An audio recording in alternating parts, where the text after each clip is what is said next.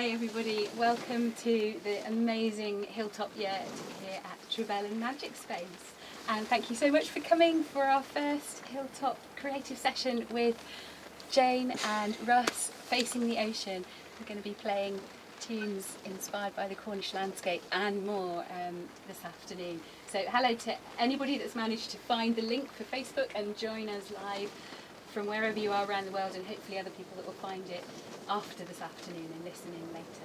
And yeah, have a lovely afternoon. All right.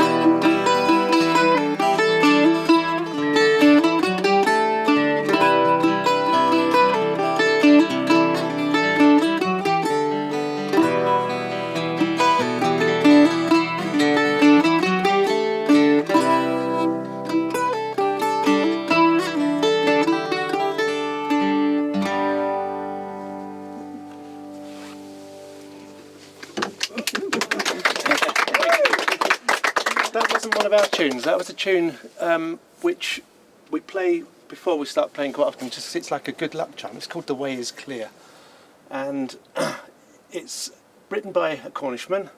And we first heard it when we were down here at a festival in Falmouth. So it was like a cross-cultural festival between Cornwall and Brittany. And we met a chap, Neil Davey, afterwards, and he showed us, or he sold us in fact, a book of Cornish tunes, traditional Cornish tunes. And it was great because we've been playing traditional music quite a lot over the years from different places, Ireland, Scotland, you know, sort of Brittany. And then, oh great, loads of Cornish tunes. I hadn't actually heard any Cornish tunes before. And when we got the book home, there were lots of old Cornish tunes, but that was one of the ones which is a new Cornish tune, and the book was pretty much half and half, new tunes and traditional tunes. And it was just a really nice feeling that it's an ongoing thing, that what's valued, what people are writing as much as the old stuff. So we started playing a few of them, and we've always written our own tunes anyway. It made us feel a bit happier about mixing our tunes in with some older stuff as well. So we're going to play a few more ones that we've written ourselves that we've mixed with Cornish tunes. This next one is an old traditional tune that's called "Nine Brave Boys," and we've stuck it on the front of a tune of our own called Russ Stanley, which is just over near St Kevin. It's one of our favourite places in Cornwall. So yeah, this is Russ Stanley.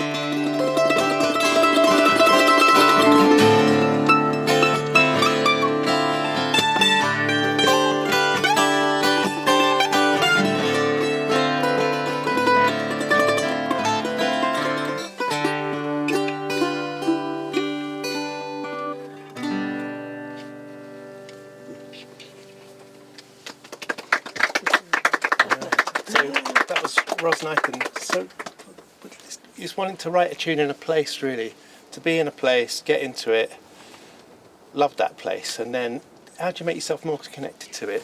Well, a lot of people do it with their art, their painting, or people do it with poetry, but for us it's writing tunes.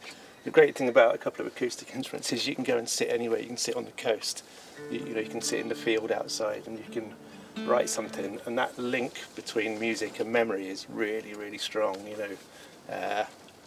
You think of the work that gets done with old people where music cuts right back to the core of them when they can't even remember what happened yesterday or 5 minutes ago. A bit like me, in fact. Here's another one we wrote down there at St Kevin, because there's a great son of St Kevin that we're really proud of, and that's Michael Angoff, he's called, or Angov, the blacksmith, and he led the Cornish rebellion of 1497. And they marched all the way from Cornwall to London to take their complaints to the king, which was about various things, and it all ended really badly, unfortunately, like these revolts do for a lot of people. So it's a little bit doom-laden, this one. Can I say about how this got written? Yeah, sure. So I don't know, does anyone ever go to Coverack? If you don't go to Coverack, you should. If you do, walk along the coast path towards Chinhallis Point, which is a promontory hill fort, and there's a handy little path that takes you down there, and we were up there on a day like this, and it started to pour with rain, and this was quite a long time ago now, so he had a Nokia phone that was a bit like a brick, with a recording facility, and I have a photograph of him under a rock with his hood up, with his phone in the howling wind, whistling a tune into the phone, and that was how this tune began. It suddenly appeared on the wind. But time-honoured method of writing music. Yeah, so this is Angoff's great journey to London with all the Cornishmen, and it didn't end well, but never mind.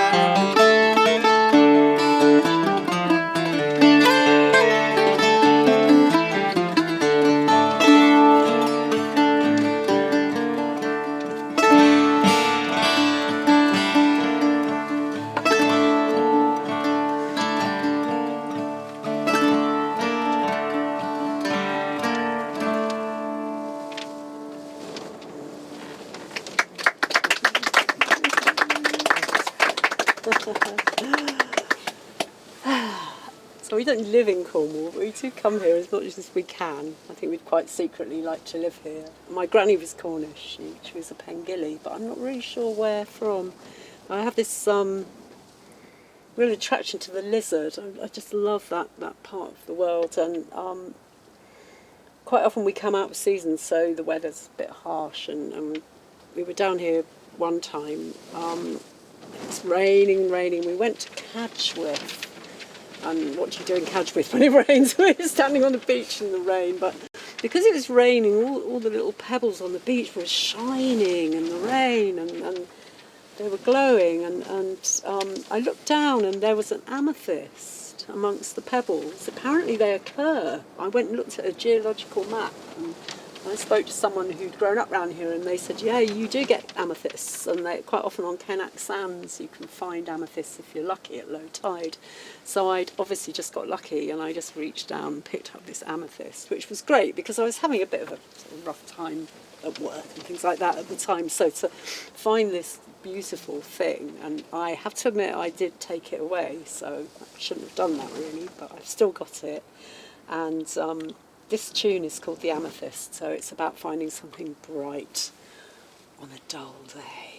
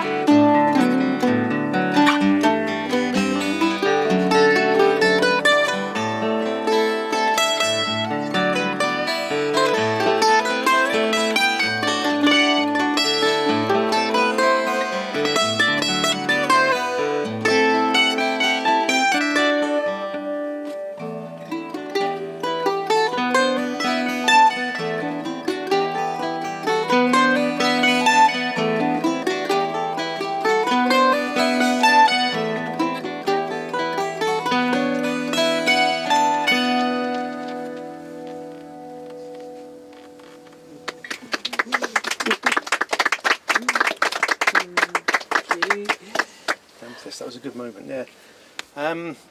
So if any of you are into singing and using your voices, you like a good acoustic, there's one place above all else which we found which is a great place to either make music or sing, and that is a well house of all places, and it's in Cornwall. It's on the far side of Cornwall. It's down near Liskeard over that way, not far from Kit Hill is where it is. It's called Dewpath Well, and it's an amazing building. It's like granite, and it's really solid granite building, about as big as this yurt, isn't it really, or is it a bit smaller? It's different shape. Different shape, it's square, it's a bit taller. But anyway, it's a well. You go in through this really amazing big oak door, and the well is long enough to lie in. It's like a great, you could lie there maybe it's a skin well. I don't really know what it's supposed to be for curing, but it's a holy well anyway. Probably cure anything by the look of it if you're laid in there long enough. And whether it's the water or the granite or whatever it is, but it's just got this fantastic acoustic. So this is another tune that was actually just came in ahead and got whistled onto the mobile phone, and then got sort of worked up a bit later on into this. So this is Dewpath Well, best acoustic in the southwest. I think the thing about the well is that the water's flowing, so it's really lovely yeah. when you're in there. I think that affects the sound. It just comes out and runs into this bath type thing and runs out again. So it's worth a visit if you're down that way. Oh, hang on. Where am I? Oh yeah, okay. Yeah, okay. Yep. 1, 2, 2.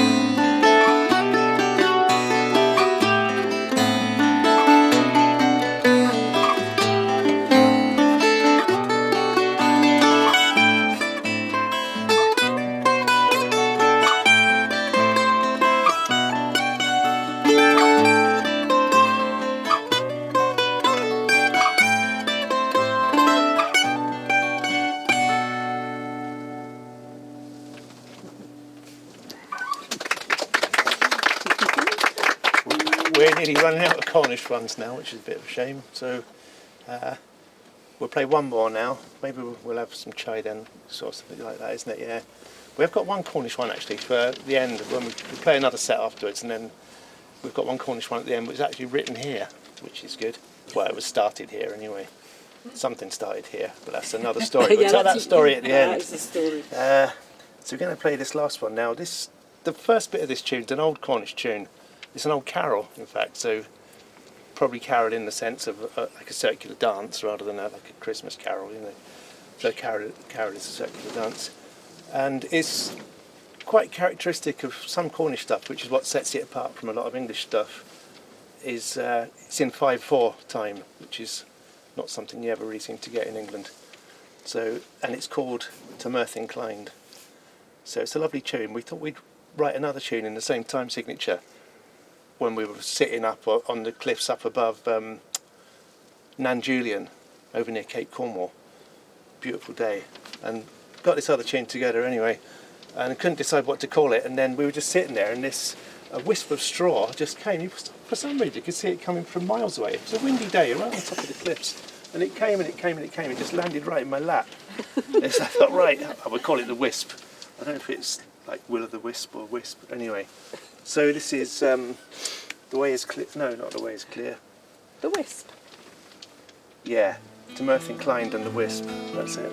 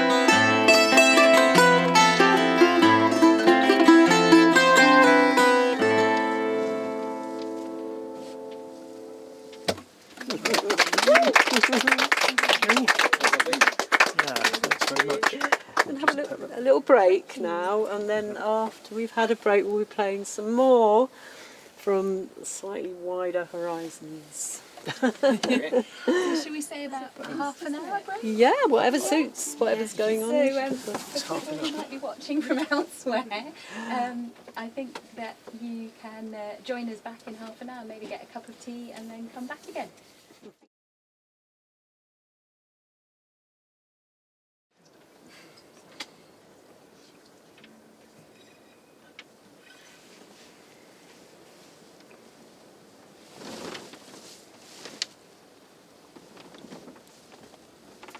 Great, so welcome back after the break. I hope you're managing to join us all right from out there in the world, around the world. And lovely to have everybody back in here. And I hope you enjoyed your chai and cake and crackers and your exploration through the woods.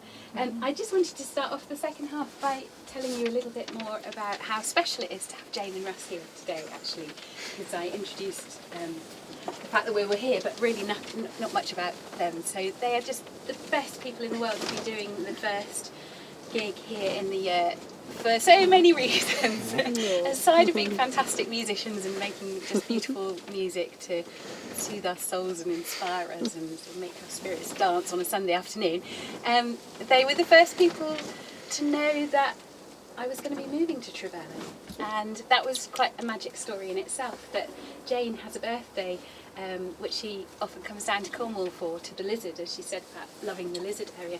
And I noticed on Facebook that you were down there and said, hang on, I'm just down the road in Falmouth, having just moved here to start my job, and come and visit. And so they happened to have a free night between the holiday cottage and needing to get back home, and I had a free room. And I think you've been in the house about 5 minutes drinking tea when I had a phone call that I said, hang on, I've got to go and take this phone call. And came back, I don't know, probably looking completely stunned, I should think, saying my offer's been accepted, we're going to be moving to this amazing place called Trevellan at Constantine. So we came over the next morning and ran around and tried to explore the woods, and Jane just started decoding the history of the landscape here and found a rotavator in the front woods and identified loads of the trees, and they're amazing gardeners and sort of landscape historians as well as musicians and other things, and then came back again after sort of several months, and a pandemic had arrived and the world had turned completely upside down and inside out, and here we were in July with brambles sort of overhead and no space at all to go anywhere, and Russ just doing his amazing magic of kind of opening up little ways and taking out just the right tree so that the next bit would go, and just such kind of love and understanding and respect for the land. So they've also been the path openers here at Trevellan. Path openers, yeah, I've never been called a pathfinder or path opener before. And then came back several more times, and Jenny was one of the people that were also here sort of hoisting out big pieces of wood and having massive bonfires and battling storms, and here we are now in the Yurt and the Hilltop with lovely guests and lovely music, so thank you. Thank you for having us repeatedly. All been a pleasure. Yeah, and we didn't even know there was a hilltop. No. Did we? We didn't. Let alone the fact that you could possibly have a yurt on a hilltop, and it was only a handful of months ago, so it's quite special to be sitting in here as well. Thank you. Yeah, and I'd like to say that we've known each other so long that foundation art course we did together. Dr. Calderwood. That was a while ago, wasn't it? Yeah, so, a long journey to get here to this afternoon. How amazing. I think my 30-year-old was still in my tummy when I first met you. Oh, gosh. Okay, so there's a lot of stories, and a lot of them are really good stories.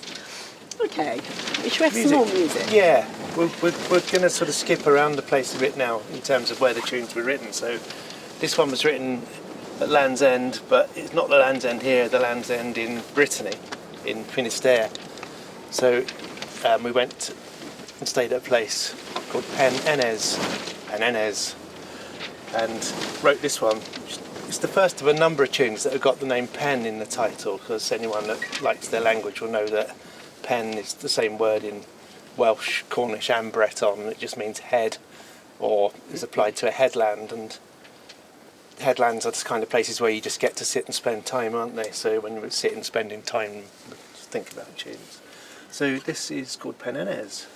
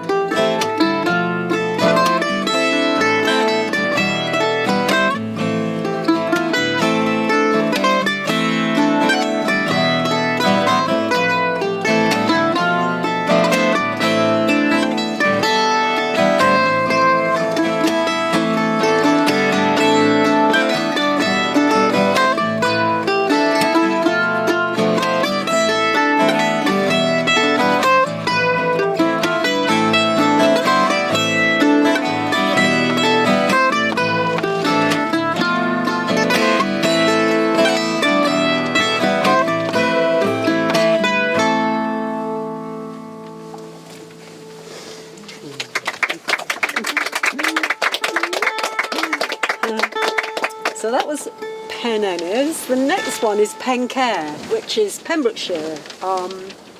It's not that far away in terms of what a landscape looks like and what the feel of the place is and the language. And sometimes when we go to Pembrokeshire, we stay at a place called Trevellan, which I have got very muddled up with Trevellan now in my mind, because the words really do seem to mean the same thing, and that's a beautiful place too. So Pencare is North Pembrokeshire. I don't know if anyone's been there. It's just between Fishguard. There's a headland between Fishguard, Strumble Head. It's a big rocky place where not many people go. It's quite wild, and it's little coves and rocky paths and quite high rocky outcrops that make an amazing landscape to walk around on. The footpaths are incredible, and we like it there. We go there quite a lot for the tranquility and the walking. And we were asked to go and play. We didn't do it in the end, actually, because of the lockdown, but we were going to go and play in Aberystwyth, and we developed a group of tunes around this place because they asked us to come and think about landscape and walking and the feel of the place. And so we called the pieces the Rounds of Pencare, with the idea that if you continually walk the same landscape, it reveals itself to you in various ways, which might be visual or it might be the rhythm of the landscape, and you notice different things each time. So this is the main tune, I suppose, and it's called Pencare. So if you imagine lots of little fields and standing stones and, you know, boggy bits and streams running down to the sea.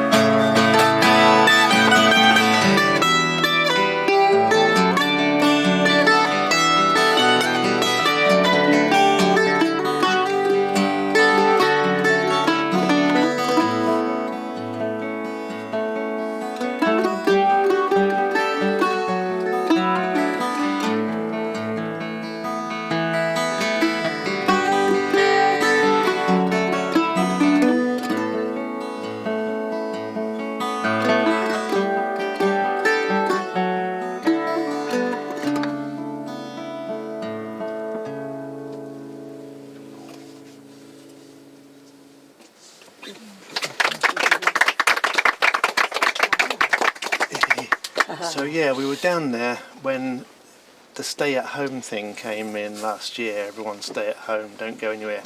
But we didn't know anything about it because the place where we were staying doesn't have any services or electric or anything like that. So we noticed it was getting quiet around the place. There's no phone signal there or anything where we're staying. So anyway, we thought was worried about our kids a bit, knowing that all the stuff had been going on. And we climbed up to Hilltop and phoned them up. And, what's going on? You've got to come home. No one's allowed to be out. I say, well, what's the point? Like, we're here already, you know. It's in the middle of nowhere. You're on the coast path. The nearest house is about a mile away. So, okay, we stayed on. It just got quieter and quieter, and everyone went away, basically. Even the guy that came to do the lobster pots went. All the planes stopped flying. Truly magic moment. Not only that, you probably all remember, the horrible winter went away, and this beautiful spring came in. So it's absolutely clear. We're sitting there looking up at this hill. The hill's called Pen Capel Degan, which is the name of this tune, Pen Capel Degan. It means the headland of St Degan's Chapel. And there was a chapel on the hill, like way back 6th century probably. There's not really any traces of it now, apart from there's a few odd stones around, make you think there's something there, but really strong feeling of place. So anyway, we're looking at St Degan's Chapel Hill, and a pair of ravens came and started doing their dance like they do in spring, and did the most amazing aerial ballet where they flying wingtip to wingtip with just about a hand span between, and it went on for ages, and they were just around, weren't they, like this, really strong wind as well, and they were keeping that exact spacing, and they did all sorts of manoeuvres, and sometimes they go really slow and gentle and glide, and then they just suddenly go up and do these amazing figures. And we were spellbound, we were watching it, and then eventually they kind of turned and flew off to the west, right down the headland. You just sort of got this feeling of how many years did St Degan, did she see that when she was sitting in the chapel in the 6th century? You know, maybe the first people that even came up in their canoes could have seen that. Or it could have happened, you know, a million years ago. How long have ravens been there?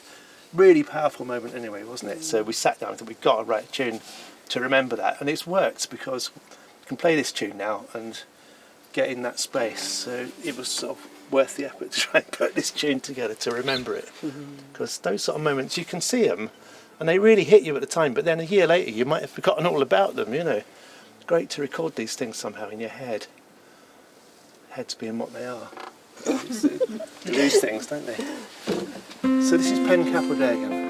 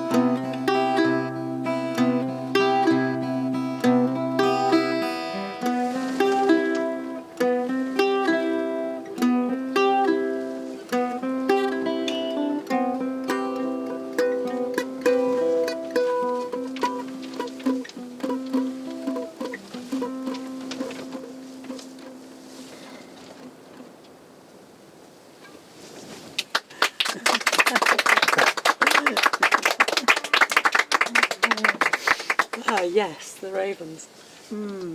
Okay. The next one's the same place again. And this time it's the seals. It's a fantastic year for seals this year, actually. There's so many, and I think perhaps because the countryside was quite quiet for a while last year, it was a successful breeding season, but it's a good place, Pencare, for seals. And they're quite curious beasts. They do like people, I think, or they want to know what we're doing. And so we'd sit there on the rocks, looking out to sea, and they'd come right in and just be there below you in this amazingly clear water, just eyeing you up. And then you can hear them in the coves and the caves singing this sulky song. And we just became quite captivated by the mournful sound that they make and the echoing off the rocks and the water. So this is our little sulky tune, and it just takes us back to that same place, but to what's going on under that water there.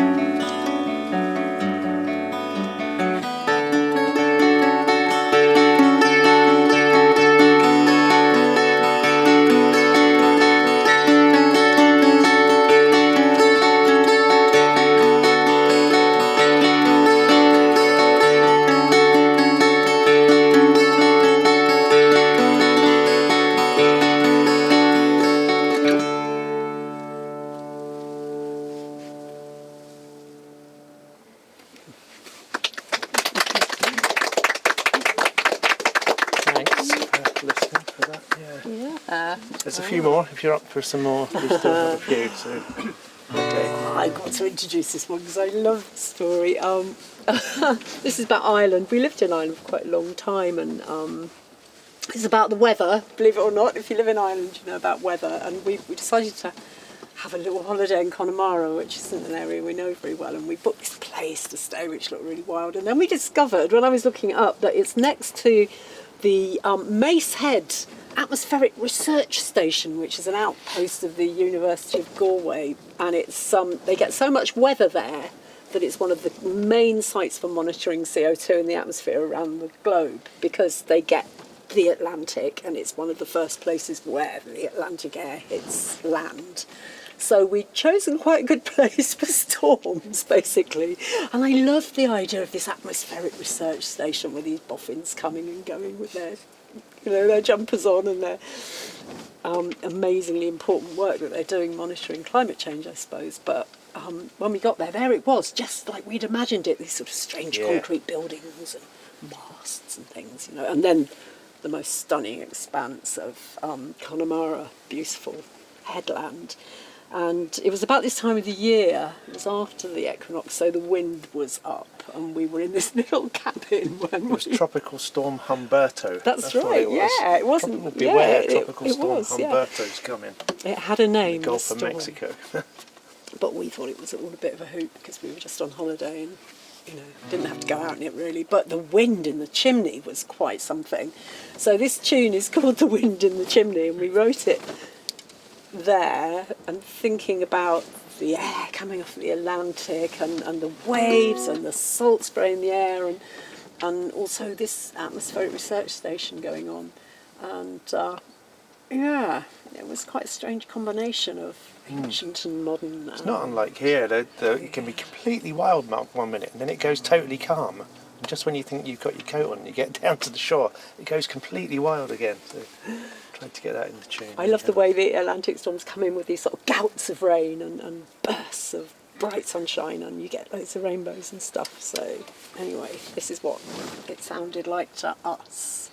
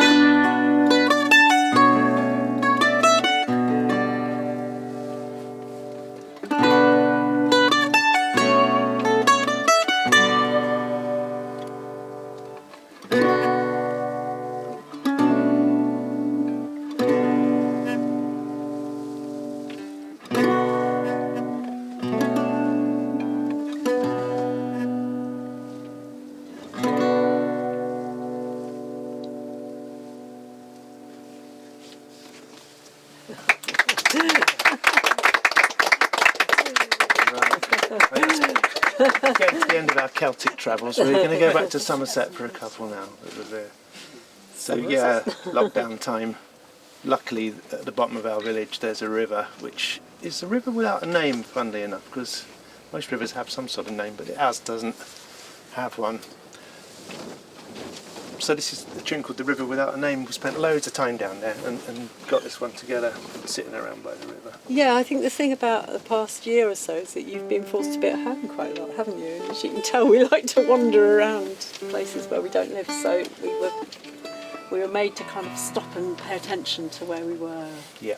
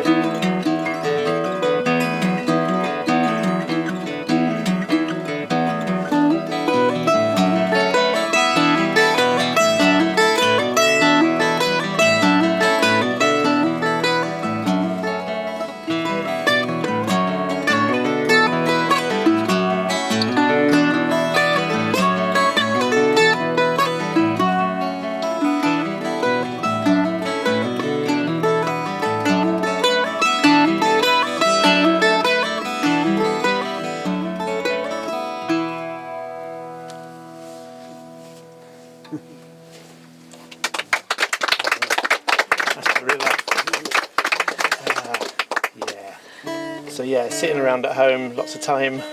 Noticed the birds a lot last year, or whenever it was, the year before last. No, last year, wasn't it? COVID, lockdown, yeah. That's what it was. It seems to have gone on a long time. Last year, the birds became really important to me anyway. I don't know about what you thought. They really kind of, and that spring and the life in them was amazing. So this one's called 9 Weeks of Summer. That's sort of the time that the swifts are sitting on their nest, really. I know they're here for 12 weeks, but 12 weeks didn't sound quite so good as 9 weeks, so we called it the 9 Weeks of Summer. They're on their nest for 9 weeks. They're here for 12 weeks. And the screaming fly-pasts and all that sort of thing was it was an entertainment. It really was. And it doesn't really sound much like a load of swifts, but it was just, it made us happy. We wanted to write a fairly happy tune. Summer's very short, isn't it, in this country? Summer's short, yeah. It's nice if summer was a bit longer, but hey.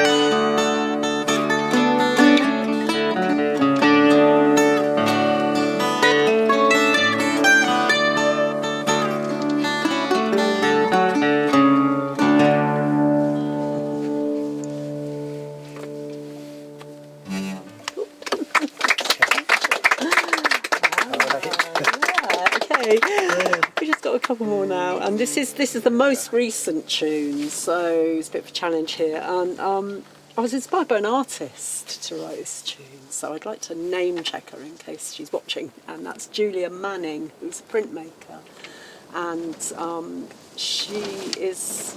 Well, check her out. She's got a website, Julia Manning.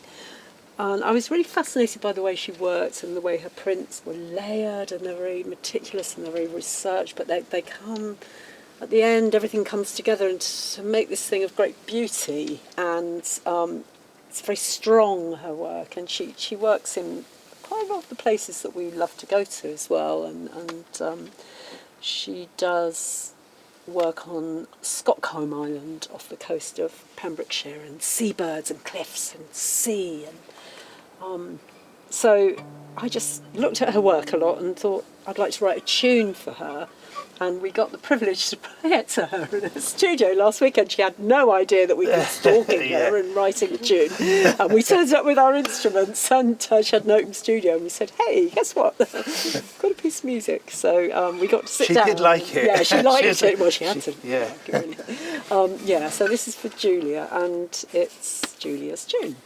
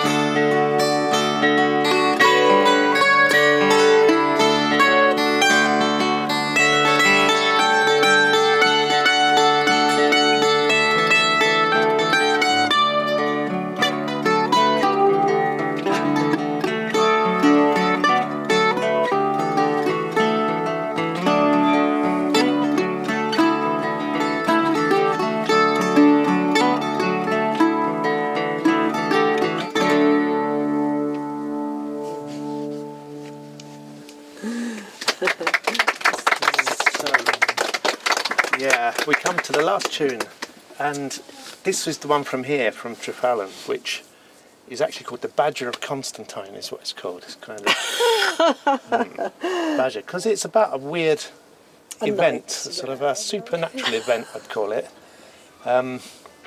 It's quite interesting because Jenny's here now, and she was here at the time it happened, and so was Jackie, and we've got our own version. But then we've talked to each other about it. You know, what's actually happening. So we've probably got a completed idea of what went on, but you've probably got a different idea. So we're all going to tell really quickly our story of what happened that night, because we might have a different, and that means you two as well. Okay. So for maybe me, you could tell your story. Yeah. Yeah. Well, come shall on. I go first? All right, go on. Okay, and Mark was here as well. Mark Mark is here. He's not here tonight. So it was in the dark days of Trevellan, the beginning, when the woods were thick and the nights were dark, and we were sitting down there having a fire, burning loads of brambles and things that we all hacked and slashed down, and it was very convivial. I think there was a bottle of wine and some lovely food, of course, and we were chatting and having a jolly old time, and then all of a sudden there was a knock, which I thought immediately, being in Cornwall, it's the knockers. Have you heard of the knockers?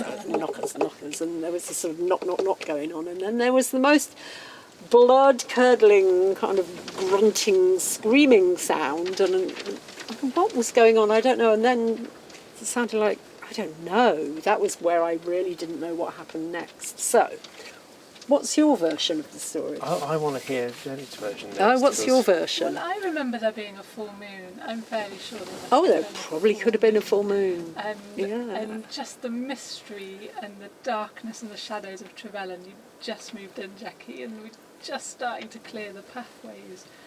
But the sound, I mean, we're coming through Bodmin on the way down, and I was like, oh my God, is that like the beast of Bodmin? Oh, right, yeah, okay. But I remember getting up and looking, because it was as if there was a stag or something in the brambles around where the cars are now, isn't it? Like that was the only bit of clearing then. And I just remember being convinced that there was a stag that had wandered in, but there was no way in. I just remember looking, and there was no possible way in for any, and nothing to be seen. That's what I remember. How's it sound, Jackie? What's your version, Jackie? I think mine's quite similar to Jane's, really. That I definitely remember that knocking, and like somebody's hammering in posts, or Yeah. I don't know, what's like a sound that just didn't make any sense. No.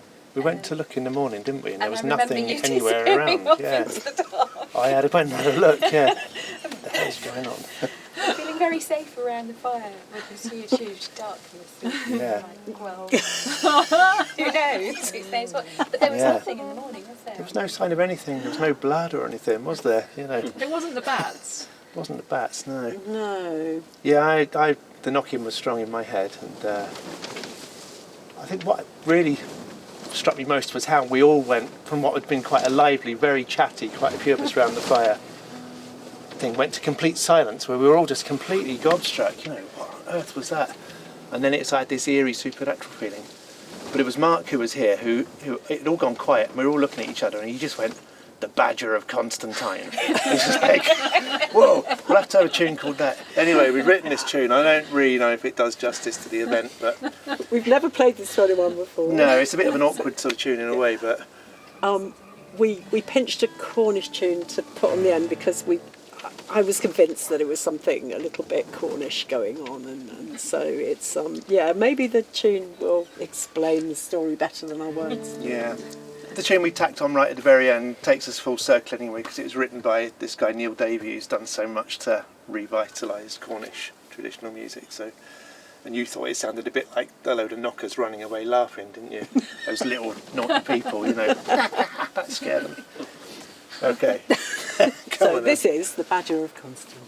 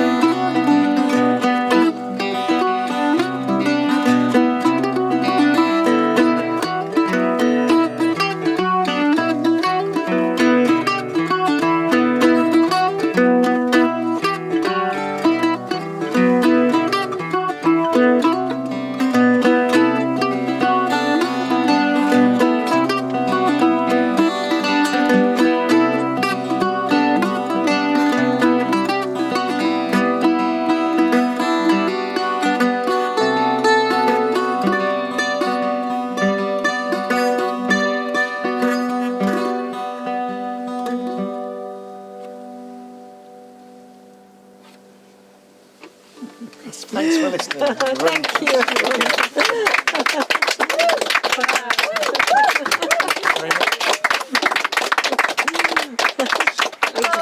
Very much.